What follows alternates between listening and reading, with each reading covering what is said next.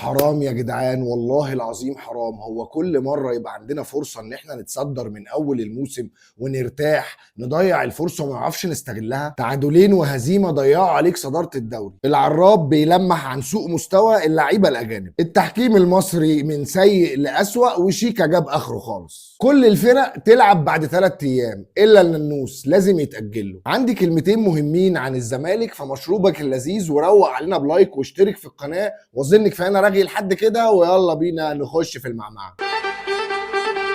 مشجعين الزمالك في كل مكان، السلام عليكم ورحمة الله وبركاته. أهلا بيكم في حلقة جديدة من هندسة التحليل للزملكاوية فقط. ليه؟ أنا عايز أفهم ليه يبقى عندي فرصة إن أنا أكسب وأتصدر وأضيعه، ومحدش يضحك عليك ويقول لك عشان تغيير المدرب وبتاع. لا لا لا لا، الفريق لو فيه عناصر فردية كويسه وواقفه على رجليها هتوقف الفريق على رجله، وهتعرف تستحمل الهزه الفنيه بتاعه تغيير المدربين. وانا مش جاي اصيح على الفريق وعلى النادي واقول كان المفروض يحصل وكان المفروض يحصل. لا لا لا، خلينا نتكلم في المفيد ونشوف جروس والتعادلين اللي هو تعادلهم دول ومحتاج ايه عشان يلحق الموسم من الضياع. مبدئيا كده تصريحات جروس بعد ماتش الجيش باين فيها انه مش مقتنع باللعيبه الاجانب، لما قال من المفترض ان اللعيب الاجنبي يشكل الفارق خصوصا في الدوري المصري لانه دوري قوي. فواضح كده انه مش مقتنع بالمحترفين اللي عنده ومحتاج يغيرهم. حتى لما قال صعب قوي الكلام دلوقتي عن مين اللي هيمشي من الفريق ومين اللي هيقعد الا لما يقعد مع الاداره ويتكلم معاهم، فباين ان هو مش مقتنع بلعيبه كتير من اللي موجوده في الفريق، والفريق فعلا محتاج، عنده نواقص كتير في الفريق، وده اصلا السبب الرئيسي لرحيل جوميز. حتى لما قال ان صعب دلوقتي الكلام عن مين اللي هيرحل ومين اللي هيقعد في الفريق الا لما يقعد مع الاداره ويتكلم معاهم، فواضح ان هو مش مقتنع بعناصر كتير من اللي موجوده معاه، وده اصلا السبب الرئيسي لرحيل جوميز. بس زي ما قال العراب، انت ما عندكش حلول غير ان انت تحاول تلعب بالسكواد ده باحسن شكل ممكن لغايه انتقالات يناير، ونشوف الاداره هتعرف توفر له طلباته والاحتياجات اللي محتاجها الفريق ولا لا. انا عندي لسه امل في اداره حسين لبيب ان هم يعملوا حاجه، خصوصا ان هو ورث مشاكل كتير قوي من الناس اللي سبقته، ده غير شويه العك اللي طلعوا من الناس اللي عنده في مجلس الاداره، خصوصا الهرتله بتاعت الاعلام. بس بعد شويه التعديلات اللي هو عملها الكام يوم اللي فاتوا، شال ناس من فريق الكوره قال لهم مالكوش دعوه بيها، وقفل على الفرقه اعلاميا وقال لك ما حدش يطلع بتصريحات اعلاميه. فاعتقد ان هو هيبدا يحل المنظومه من داخل النادي عشان نقدر ان احنا نلحق الموسم ونرجع تاني للمنافسه. اما ماتش الجيش نفسه، فالزمالك نزل ضاغط وماسك كوره وبيعتماد على زيزو في الطرف اليمين ومشلاك في الطرف الشمال، وناصر منسي هو المهاجم اللي في قلب الملعب وبيلعب تحتيه حسام اشرف. وبعد ما انت كنت ماسك كوره ومستحوذ اغلب وقت الشوط الاول، هدف دخل فيك من خطأ ساذج من خط الدفاع ولبست جون ملوش اي عازه زي ماتش سيراميكا بالظبط. بس بعد الضغط اللي عمله جروس والزياده العدديه في نص ملعب الجيش، قدرت من كورنر اتلعب قصير ان محمد شحاته بمجهود فردي تماما وواحده قذيفه من على حدود المنطقه، وقبل نهايه الشوط بيقدر حسام اشرف انه يحط واحده بشماله جميله قوي عشان تطلع الشوط الاول متقدم 2-1. اما الشوط الثاني فده الغريب بقى، الزمالك نزل مريح، اللعيبه ريحت وضمنوا، حسوا ان هم ضمنوا الفوز وخلاص هنكسب.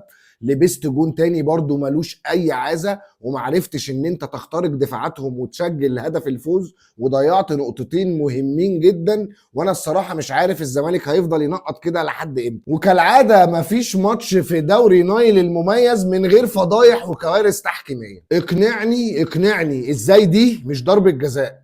ازاي؟ ومحدش يقول لي اصل هو لمس الكرة الاول والكلام الاهبل ده. في حاجه اسمها سلامه اللاعب، انت كسرت له ضلع وشرخت له التاني والواد مرمي في المستشفى. طبعا نتمنى السلامه لحمدي ويقوم بالسلامه ان شاء الله ويتعافى بسرعه، بس انا مش فاهم التحكيم هيفضل لغايه امتى ماشي بمزاجه كده؟ فاداء زي الزفت من التحكيم. وطلع المهندس هاني ابو ريده قال ان هو هيغير منظومه التحكيم، وشال رئيس لجنه الحكام وهنعمل. بس يا باشمهندس هاني، انا مهندس زي حالاتك، احنا ملناش في جو هنعمل، احنا عايزين شغل، احنا بنفهم لغة الشغل والانجاز، عايزين اكشن.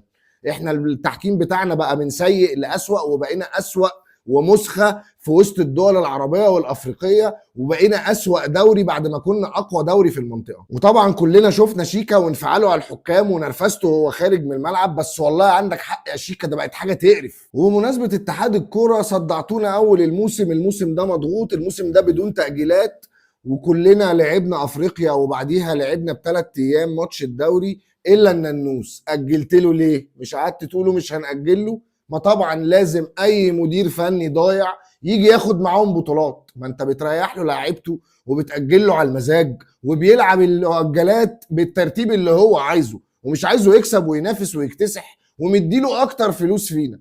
ده حاجه بقت تقرف يا جدعان والله. وتغور بقى المنافسه وتغور كل الفرق، بلا تكافؤ فرص بلا كلام فاضي. يا راجل كبر دماغك، سيبوهم يتسلوا. كفايه قرف بقى يا جدعان، واظبطوا المنظومه. فعلا بقينا مسخه في وسط الناس، والناس كلها بقت بتتريق علينا، وبقينا ميمز لكل الدوريات العربيه اللي انطلقت، سواء سعودي ولا اماراتي. ومش هكلمك عن اللي عندنا في افريقيا، تونسي وجزائري ومغربي طبعا على القمه.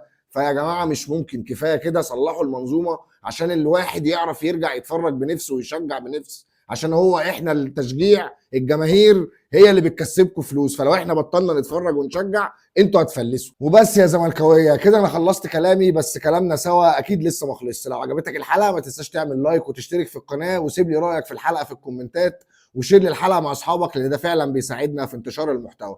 كنت معاكم محمد الجوهري وهندسه التحليل. اشوفكم الحلقه الجايه، سلام.